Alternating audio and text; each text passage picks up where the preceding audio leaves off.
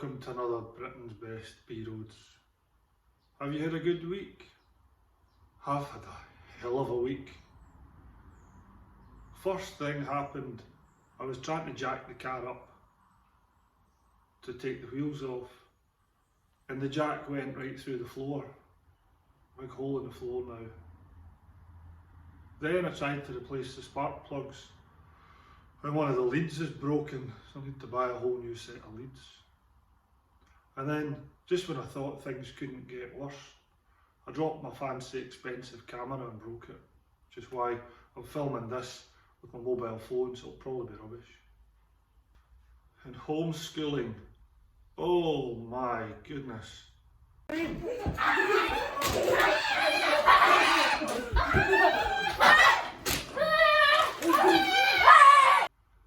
But then I thought of something that really cheered me up, really made me jump for joy. And that was, every week that passes is another week closer to when we can actually get out in these cars. Oh, I know it's going to be a while yet, but that's good news. It really is good news. And I've had a look around the car and things could definitely be worse. It's 33 years old. So what, the jack went through the floor, it's just a bit of metal that can be fixed. So in this episode, what we're going to do is we're going to run through all the things that I've spotted already on the car that I know will need done. I've got a little bit of an action plan. And I've done a couple of jobs already, 3 jobs already. One, we'll replace the spark plugs and do a compression test while we're replacing the spark plugs anyway. Second thing, we'll put a flush through the oil, drain the oil and change the oil filter as well. And the last thing, I've started to clean all the rust and debris and old paint, etc. from the back end of the underside of the car, so the wheel arches, the subframe, all that kind of stuff is really quite rusty on this car, as you would expect. It's 33 years old. So I've done the back of the car, so I'll show you that. So first thing, the jobs in the car that I know need to be done already. First thing is the underside. Wire brushing, sanding the underside, seeing what state it's in. Is it just surface rust or is there some structural rust there? As I say, I was jacking up this front passenger side corner, the near side, and the jacking point just disappeared up into the floor. As you can see, there are a lot of rust flakes that have fallen off under the car.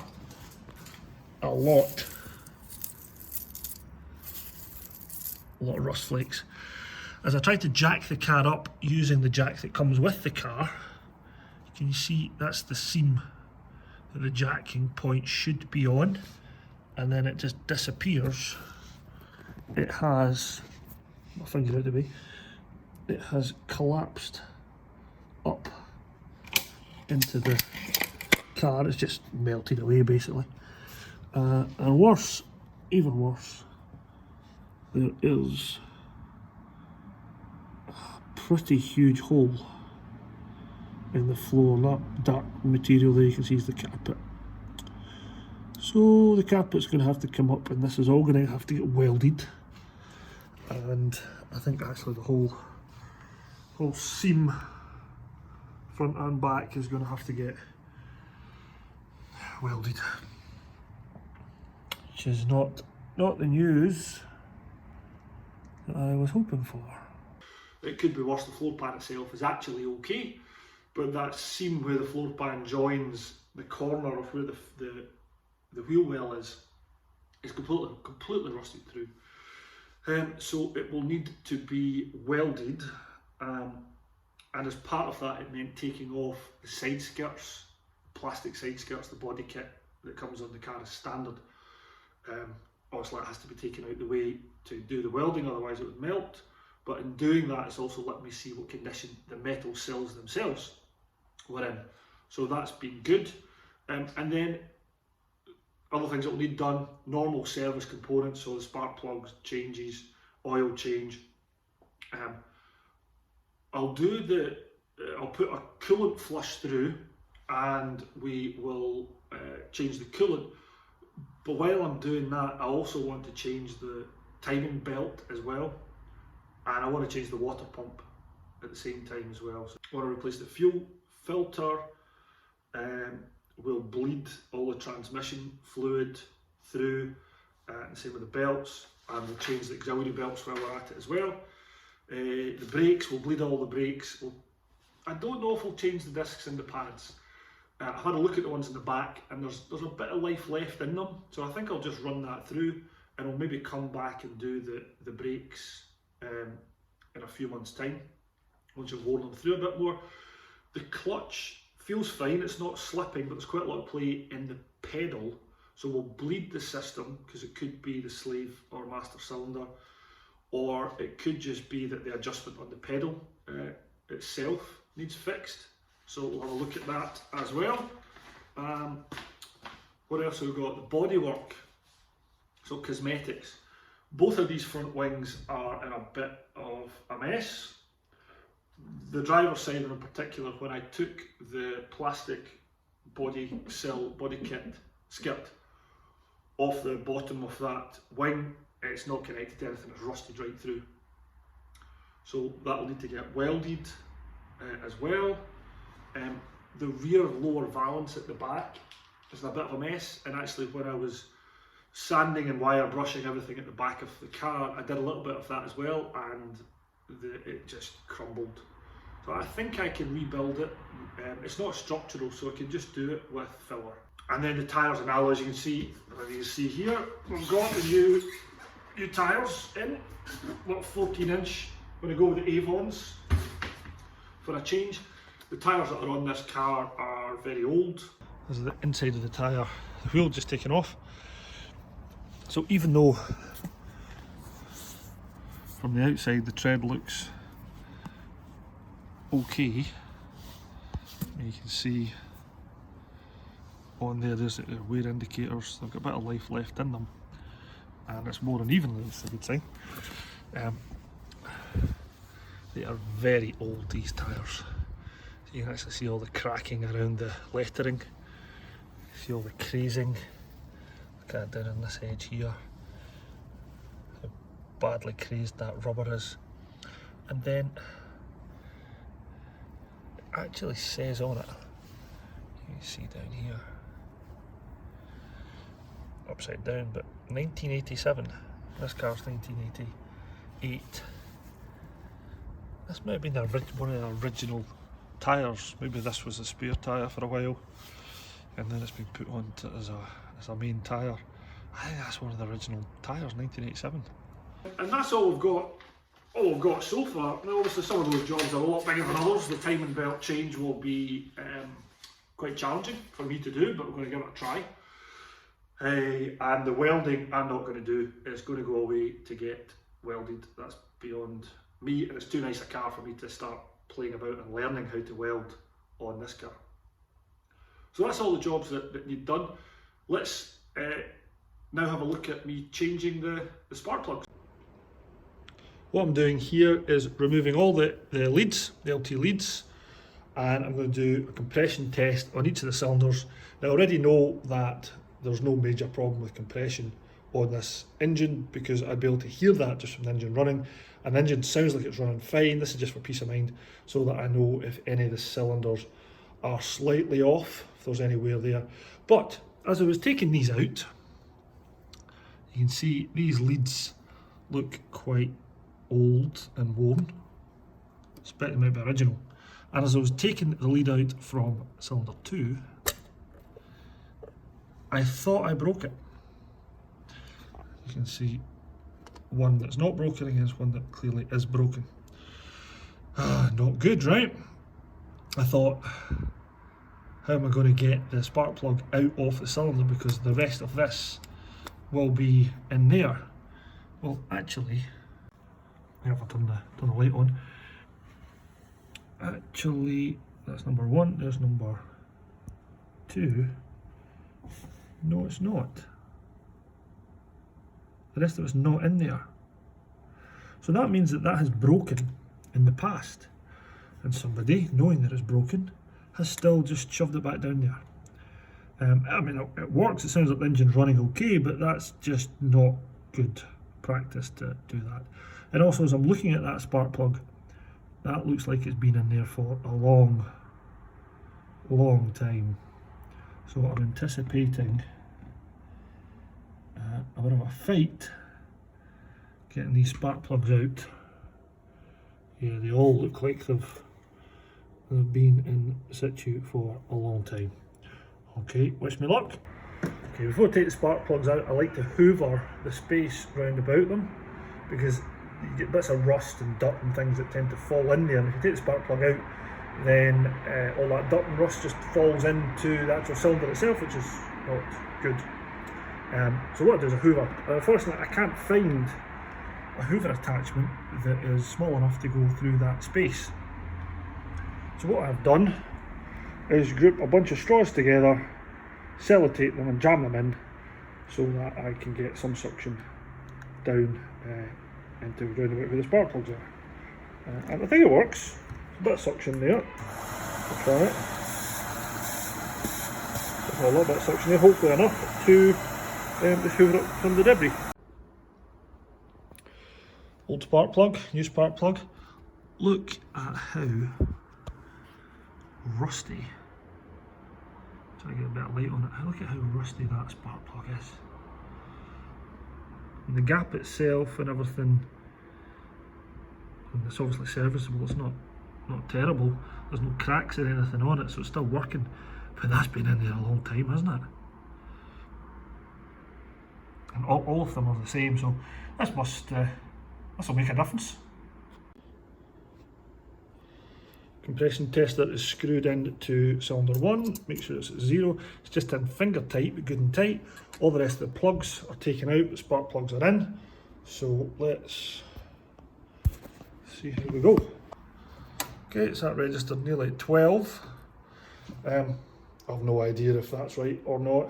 Like, the important thing between these cylinders is to make sure they're consistent, because there's so much variation between the pressure gauges, the number of times you allow the engine to turn over, all that sort of stuff, that the absolute reading itself sometimes isn't that meaningful, as long as it's not obviously, 5 or 6.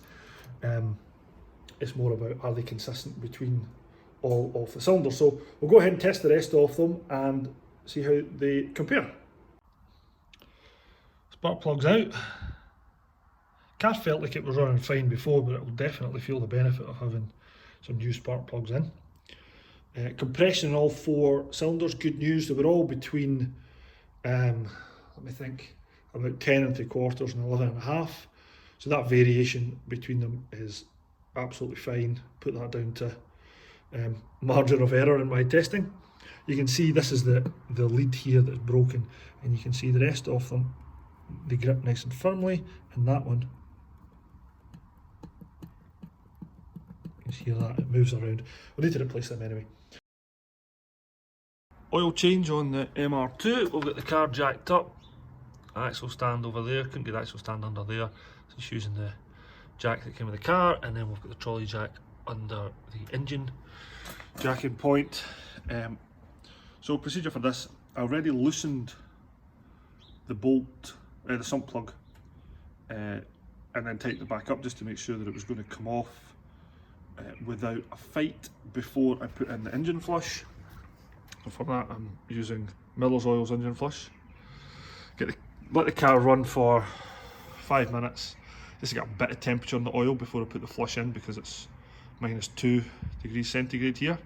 So I got a bit of temperature on the oil, put the flush in, let the car run until it's properly up to temperature. It usually takes about, say, 15 minutes. Then we'll let the car cool down a little bit, because that oil's going to be scalding hot, before we take the plug out, drain the oil into the pan. Once that's done, we'll then take the oil filter out and replace it with this one. It should be good for taking off, because it's got a nice nut in the end. If we want to come and take that back off. Looks quite small to me, that one, so I'm not 100% sure this is the right part. We shall see when we take the one that's on it off, and then replace the oil. And for that, first time we're going to use liquid moly oil. Gets a good reputation, fully synthetic, so we'll see how that goes. I will report back once we are done, or if I come across any major problems as we do it. Hopefully not. to get the oil filter out, if you've got space, you can use one of the chain ratchets or even material ratchets. But if you don't have much access space, it's difficult to get that round and loop it on with one hand, and then the bar on it's quite long as well, so you need quite a lot of access to use one of them. I like this little gripper best. Got it from Halford actually. So you rotate it into position, and then it grips, and then obviously you've got your ratchet adjuster on there. You can crank it. You don't need much space. You can get good leverage on it, and that has worked every time for me because accessing MR2 with oil filters quite tight, so that works well. Go. Old oil filter off. Came off not too much hassle, and it is the same size the new one, so that should go on fine. Just looks smaller because part of it's the nut, but yep, same diameter of fitting, so it will go on fine.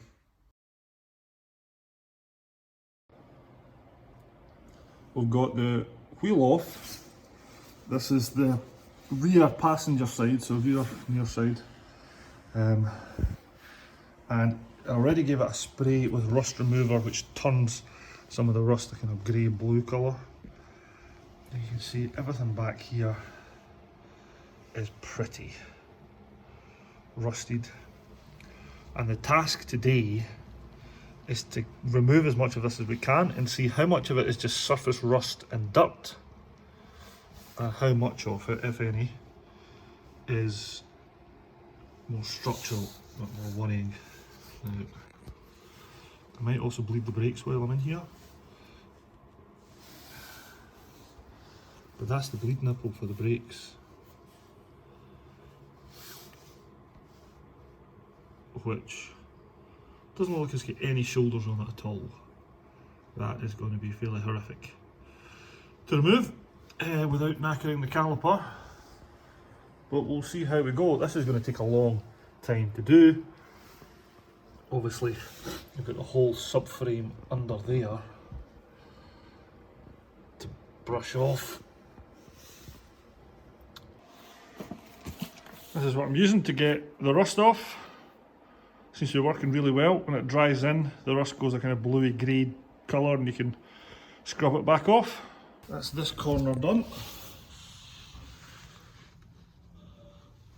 A lot of dust and rust particles and paint came off. Good news is that for the most part it was just dirt and surface rust and old bits of paint. Some of the bushes are looking a bit old and split, but they're not wrecked yet.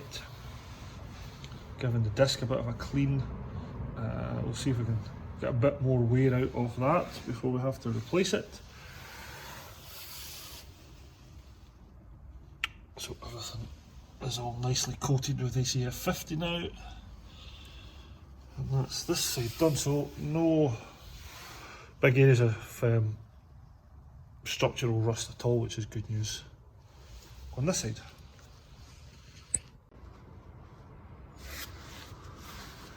This is the driver's rear side, the offside, and we will start to just wire brush all this down and rust proof it as well. That's the driver's rear side done. Looks quite a bit better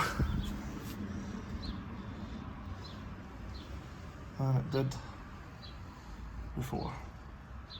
So as you can see, I'm making a little bit of progress. I think the next thing we'll do is we will get the car jacked up at the front somehow, given that the jacking point is disintegrated.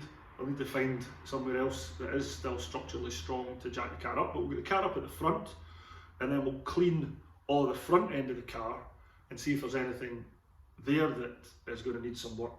And then once that's done, I'll probably go away and get the welding done, and then that'll be that part. And then the next job after that, I think, will be doing the timing belt. So it's going to be quite a chunky job. Just need to take it one step at a time. Hope you enjoyed this little video. A little bit of fun at the start. A little bit of fun at the start. It has been a bit of a tough week, to be honest.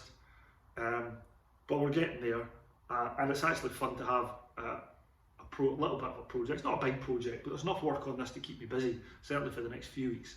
So that's good fun. I hope you enjoyed watching it. Thank you very much for watching. If you did, please like, please subscribe. More videos coming along soon. See you next time. Bye bye.